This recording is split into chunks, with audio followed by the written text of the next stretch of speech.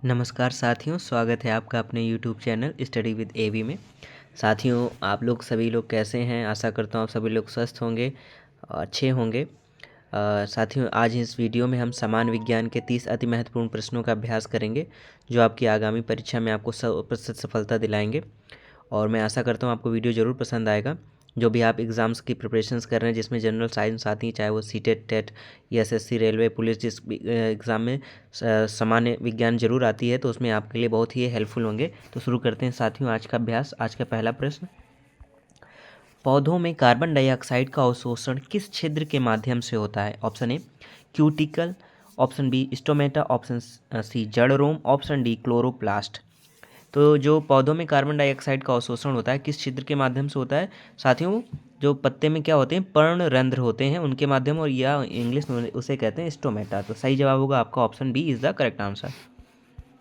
Next question, question number second, ध्वनि की तीव्रता किस मात्रक से मापी जाती है?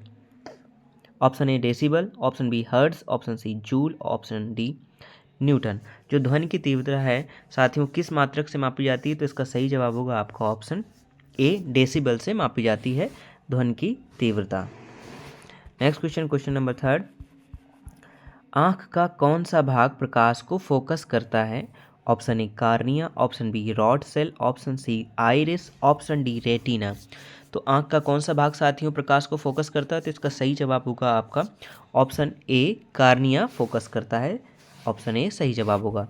Next question, question number four, मनुष्य के रक्त में सबसे अधिक मात्रा में कौन सा घटक होता है? Option A RBC, option B plasma, option C WBC, option D platelets. तो जो मनुष्य के रक्त में सबसे अधिक मात्रा किसकी होती है? तो उसकी सबसे अधिक मात्रा होती है साथियों प्लाज्मा की। तो ऑप्शन बी आपका क्या होगा? सही जवाब होगा। आते हैं अगले प्रश्न पर। साथियों, आपको वीडियो कैसा लग रहा है जरूर बताइएगा कमेंट बॉक्स में। अगर अच्छा लग रहा हो तो लाइक कर लें। अभी तक अगर चैनल को सब्सक्राइब नहीं किया तो सब्सक्राइब करके बेल आइकन को प्रेस कर लें, जिससे आपको ऑल वीडियो के नोटिफिकेशंस मिलते रहें और आपकी प्रिपरेशन आप अच्छे से होती रहे और आपकी प्रिपरेशन में आपके लिए हेल्पफुल हो। आते हैं आज प्रश्न नंबर 5 पर, किस दर्पण में वास्तविक उल्टा और छोटा प्रतिबिंब हमेशा बनता है? ऑप्शन ए उत्तल, ऑप्शन बी अवतल, ऑप्शन सी समतल, ऑप्शन डी प्रिज्म। तो किस दर्पण में वास्तविक उल्टा और छोटा प्रतिबिंब हमेशा बनता है? तो दर्पण की बात की गई साथियों, तो ये होगा आपका उत्तल दर्पण। तो ऑप्शन ए क्या होगा? सही जवाब होगा उत्तल। अगले प्रश्न पर आते हैं, क्वेश्चन नंबर 6, ध्वनि किस माध्यम में सबसे अधिक वेग से चलती है? ऑप्शन ए वायु, ऑप्शन बी निर्वात, ऑप्शन सी जल, ऑप्शन डी ठोस। तो ध्वनि किस माध्यम में सबसे अधिक वेग से चलती है? तो सबसे अधिक ध्वनि के लिए चाहिए होता है माध्यम, और सबसे अच्छा माध्यम ध्वनि के लिए क्या होता है? ठोस। तो इसका सही जवाब होगा आपका ऑप्शन डी। सही जवाब होगा ऑप्शन डी ठोस। नेक्स्ट क्वेश्चन, क्वेश्चन नंबर 7 पर आते हैं, किस रोग का मुख्य कारण शरीर में आयोडीन की तीव्र कमी होती है? Option A beriberi, option B गंडमाला, ऑप्शन सी स्कर्वी, और ऑप्शन डी रात अंधपन, रतौंधी जिसको कहते हैं साथियों। तो किस रोग का मुख्य कारण शरीर में आयोडीन की कमी उत्पन्न होती है? किसके कारण से आयोडीन की तीव्र कमी होती है? तो इसका सही जवाब होगा आपका जो ऑप्शन बी गंडमाला। इसी को आप साथियों क्या कहते हैं? घेंगा रोग भी कहते हैं। तो इसका सही जवाब होगा आपका बी गंडमाला। अगले प्रश्न पर आते हैं, क्वेश्चन नंबर 8, सूर्य का ऊर्जा स्रोत किस प्रक्रिया से उत्पन्न होता है? ऑप्शन ए नाभिकीय संलयन, ऑप्शन बी नाभिकीय विखंडन, ऑप्शन सी दहन, ऑप्शन डी ऑक्सीकरण। तो जो सूर्य का ऊर्जा स्रोत किस प्रक्रिया से उत्पन्न होता है?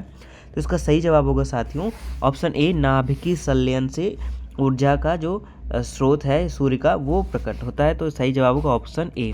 अगले प्रश्न पर आते हैं, क्वेश्चन नंबर 9, मनुष्य में रक्त के थक्के बनने के लिए कौन सा तत्व अनिवार्य है? Option A calcium, option B sodium, option C लौह, ऑप्शन डी पोटेशियम।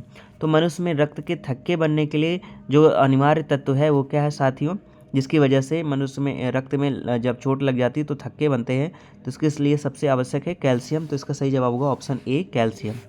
अगले प्रश्न पर आते हैं, प्रश्न नंबर 10, उच्च रक्तचाप बीपी इसको कहते हैं blood pressure, high blood pressure का सामान्य कारण क्या है? ऑप्शन ए सोडियम की अधिकता, ऑप्शन बी हीमोग्लोबिन की कमी, ऑप्शन सी ऑक्सीजन की कमी, ऑप्शन डी विटामिन डी की कमी।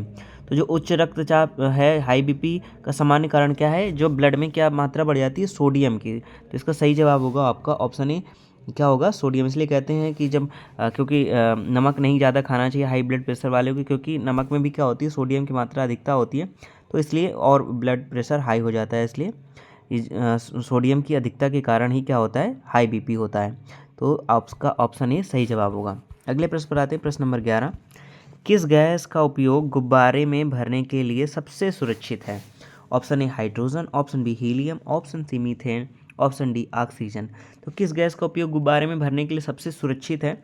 तो हाइड्रोजन ज्वलनशील होती है, मीथेन भी होती है, ऑक्सीजन भी। तो जो हीलियम होती है वो कैसी गैस होती है? अक्रियशील होती है। तो ये क्या होती है? सबसे सुरक्षित मानी जाती है। तो इसका सही जवाब होगा आपका ऑप्शन बी हीलियम। अगले प्रश्न पर आते हैं, प्रश्न नंबर 12। पौधे के किस भाग में प्रजनन संरचना विकसित होती है? ऑप्शन ए पत्ती, option B full, option C तना, ऑप्शन डी जड़। तो पौधे के किस भाग में प्रजनन संरचना विकसित होती है? तो इसका सही जवाब होगा साथियों, कौन से भाग में होती है? फूल में। तो ऑप्शन बी इसका क्या होगा? सही जवाब होगा। अगले प्रश्न पर आते हैं, प्रश्न नंबर 13। किस प्रक्रिया में ऊर्जा प्रत्यक्ष रूप से एटीपी के रूप में कोशिका के अंदर उत्पन्न होती है? Option A glycolysis, option B किण्वन, ऑप्शन सी इलेक्ट्रॉन परिवहन श्रृंखला और ऑप्शन डी प्रकाश संश्लेषण का प्रकाश चरण। ये आपको बताना है। तो किस प्रक्रिया में ऊर्जा प्रत्यक्ष रूप से एटीपी के रूप में कोशिका के अंदर उत्पन्न होती है? तो इसका सही जवाब होगा साथियों आपका ऑप्शन सी इलेक्ट्रॉन परिवहन श्रृंखला। ऑप्शन सी क्या होती? इलेक्ट्रॉन परिवहन श्रृंखला के रूप में एटीपी के रूप में कोशिका अंदर उत्पन्न होती है। अगले प्रश्न पर आते हैं, प्रश्न नंबर 14। धातुओं में विद्युत चालकता किस कारण संभव होती है? ऑप्शन ए स्थिर इलेक्ट्रॉन, ऑप्शन बी मुक्त इलेक्ट्रॉन, ऑप्शन सी न्यूट्रॉनों की गति और ऑप्शन डी धात्विक बंध कमजोर होना। तो इसका बहुत इंपॉर्टेंट क्वेश्चन है साथियों। तो जो धातु में विद्युत चालकता किस कारण संभव हो पाती है? क्योंकि उसमें क्या होते हैं? मुक्त इलेक्ट्रॉन होते हैं। ये इसका सही जवाब होगा, ऑप्शन बी आपका सही जवाब होगा। अगले प्रश्न पर आते हैं, प्रश्न नंबर 15। साथियों जरूर बताइएगा आपको वीडियो कैसा लग रहा है। अच्छा बुरा जैसा भी लगे कमेंट बॉक्स में जरूर बताइएगा। अगर अच्छा लग रहा हो तो लाइक कर दीजिएगा और अगर चैनल को सब्सक्राइब नहीं किया तो सब्सक्राइब कर लीजिएगा। अपने दोस्तों के साथ भी शेयर कर दीजिएगा जो भी आपके साथ ही प्रिपरेशन कर रहे हैं। प्रश्न नंबर 15। लेंस की क्षमता का मात्रक क्या है? Option A dioptre, option B volt, option C hertz, option D ohm. तो लेंस की क्षमता जो पावर है का मात्रक क्या है? किस में मेजर किया जाता है? डायोप्टर में। तो इसका सही जवाब होगा आपका ऑप्शन ए। आपके आगामी एग्जाम्स के लिए बहुत ही हेल्पफुल होंगे साथियों। 100% यहाँ से क्वेश्चन आपको देखने को मिलेंगे। Question number 16। कौन सा पदार्थ विद्युत का अच्छा संचालक नहीं है? ऑप्शन ए तांबा, ऑप्शन बी चांदी, ऑप्शन सी लकड़ी, ऑप्शन डी सोना। तो कौन सा पदार्थ विद्युत का अच्छा संचालक नहीं? तांबा है, चांदी भी है और सोना। जो धातुएं होती हैं तो विद्युत का संचालक करती हैं। यहाँ पे जो लकड़ी है या धातु है तो यही इसका सही जवाब होगा, ऑप्शन सी लकड़ी। अगले प्रश्न पर आते हैं, प्रश्न नंबर 17। किस प्रक्रिया द्वारा पौधे अपनी जड़ से जल ऊपर तक ले जाते हैं? ये आपको बताना है। ऑप्शन ए केशिकात्व, ऑप्शन बी ऊर्ध्वपातन, ऑप्शन सी वाष्पन, ऑप्शन डी अस्मता। तो किस प्रक्रिया द्वारा पौधे अपनी जड़ से जल ऊपर तक ले जाते हैं? तो इसका सही जवाब होगा केशिकात्व। सही जवाब होगा ऑप्शन ए केशिकात्व। प्रश्न नंबर 18। पौधे में जल का ऊपर की ओर उठना किस कारण सर्वाधिक होता है? ऑप्शन ए जड़ दाब, ऑप्शन बी परासरण, ऑप्शन सी वाष्पोत्सर्जन खिंचाव और ऑप्शन डी धूप की तीव्रता। तो पौधे में जल का ऊपर की ओर उठना किसके कारण सर्वाधिक होता है? तो सर्वाधिक होता है वाष्पोत्सर्जन के खिंचाव। जब वाष्पोत्सर्जन की क्रिया होती है तो जो जड़ों का पानी है वो पेड़ों के ऊपर सिरों पर चढ़ता है। तो इसका सही जवाब होगा ऑप्शन सी वाष्पोत्सर्जन खिंचाव। अगले प्रश्न पर आते हैं, प्रश्न नंबर 19। मानव शरीर में लाल अस्थि मज्जा का मुख्य कार्य क्या है? तो ऑप्शन ए है आपके हीमोग्लोबिन तोड़ना, ऑप्शन बी हार्मोन बनाना, ऑप्शन सी रक्त कोशिकाएं बनाना, ऑप्शन डी एमिनो एसिड बनाना। तो मानव शरीर में लाल अस्थि मज्जा का मुख्य कार्य क्या होता है? रक्त कोशिकाएं बनाना। तो ऑप्शन रेड ब्लड सेल, खासकर जो आपकी अस्थि मज्जा बोन मैरो में बनता है वो क्या बनता है? रेड ब्लड सेल बनती है। तो रक्त कोशिकाएं बनाना ये इसका क्या होगा? सही जवाब होगा ऑप्शन सी। Question number 20। लौह वस्तु पर जंग लगना किस प्रकार का परिवर्तन है? ऑप्शन ए भौतिक परिवर्तन, ऑप्शन बी रासायनिक परिवर्तन, ऑप्शन सी मिश्रण, ऑप्शन डी विलयन। तो जो लौह वस्तु में जंग लग जाता है तो ये किस प्रकार का परिवर्तन है साथियों? तो ये रासायनिक परिवर्तन है, यानी कि केमिकल चेंज है। तो इसका सही जवाब होगा क्योंकि भौतिक परिवर्तन क्या होते हैं? ऐसे परिवर्तन जिनके परिवर्तन होने के बाद उसके उपरांत फिर दोबारा वही चीज़ फिर से प्राप्त की जा सके, तो भौतिक परिवर्तन होता है। और रासायनिक परिवर्तन क्या होता है कि अगर उसमें वो परिवर्तन होता है तो उसको दोबारा वो चीज़ प्राप्त नहीं की जा सकती। तो यहाँ पे जो लौह वस्तु में जंग लगने का जो लगना किस प्रकार का परिवर्तन है? ये केमिकल आपकी रिएक्शन है, केमिकल चेंज है। तो इसका सही जवाब होगा रासायनिक परिवर्तन, option B. Question number 21। Radio तरंगे किस विद्युत चुम्बकीय विकिरण में आती हैं? ऑप्शन ए उच्च आवृत्ति, ऑप्शन बी निम्न आवृत्ति, ऑप्शन सी दृश्यमान प्रकाश, ऑप्शन डी गामा किरणें। तो रेडियो तरंगे किस विद्युत चुम्बकीय विकिरण में आती हैं? तो इसका सही जवाब होगा आपका ऑप्शन बी, निम्न आवृत्ति की होती हैं रेडियो तरंगे, विद्युत चुम्बकीय विकिरण में आती है निम्न आवृत्ति की। तो इसका सही जवाब होगा आपका ऑप्शन बी।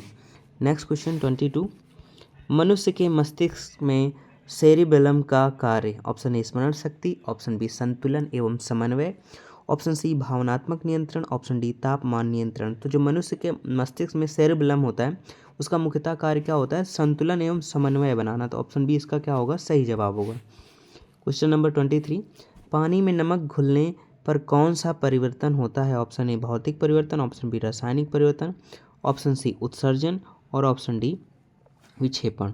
तो पानी में नमक घुलने पर कौन सा परिवर्तन होता है? तो ये पानी में नमक घुलता है और अगर पानी का फिर से आप वाष्पोत्सर्जन कर देंगे तो फिर से आपको नमक मिल जाएगा। तो ये कैसा है? भौतिक परिवर्तन है। तो सही जवाब होगा आपका ऑप्शन ए भौतिक परिवर्तन। नेक्स्ट क्वेश्चन 24, कैटलिस्ट किसके लिए प्रयोग किया जाता है? आपका ऑप्शन ए रासायनिक अभिक्रिया रोकने हेतु, ऑप्शन बी अभिक्रिया की गति बढ़ाने हेतु, ऑप्शन सी पदार्थ को विघटित करने हेतु और ऑप्शन डी जल की शुद्धि हेतु। तो जो कैटलिस्ट होते हैं यानी कि इनको हिंदी में उत्प्रेरक कहते हैं, तो किसके लिए प्रयोग किया जाता है? तो यानी कि किसी भी रासायनिक अभिक्रिया यानी किसी भी अभिक्रिया की गति को क्या कर देते हैं? बढ़ा देते हैं। वो क्या कहलाते हैं? आपके उत्प्रेरक। तो इसका सही जवाब होगा आपका ऑप्शन बी अभिक्रिया की गति बढ़ाने हेतु।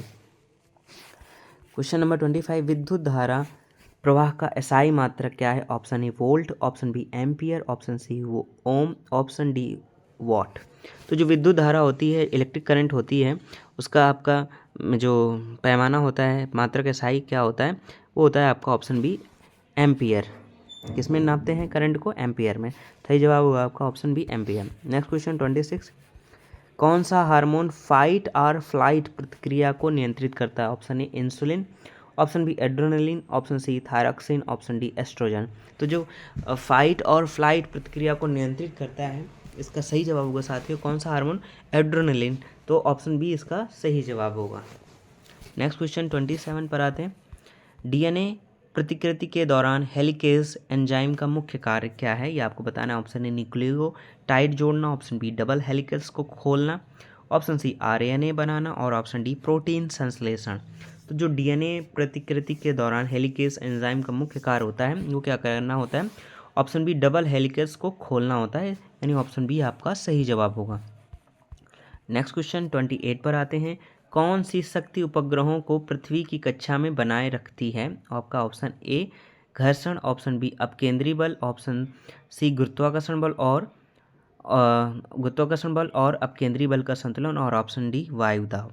तो कौन सी शक्ति उपग्रहों को पृथ्वी की कक्षा में बनाए रखती है? तो इसका सही जवाब होगा साथियों ऑप्शन सी गुरुत्वाकर्षण बल और अपकेंद्री बल का संतुलन ही जो है उपग्रहों को पृथ्वी की कक्षा में बनाए रखती है। तो ऑप्शन सी सही जवाब होगा।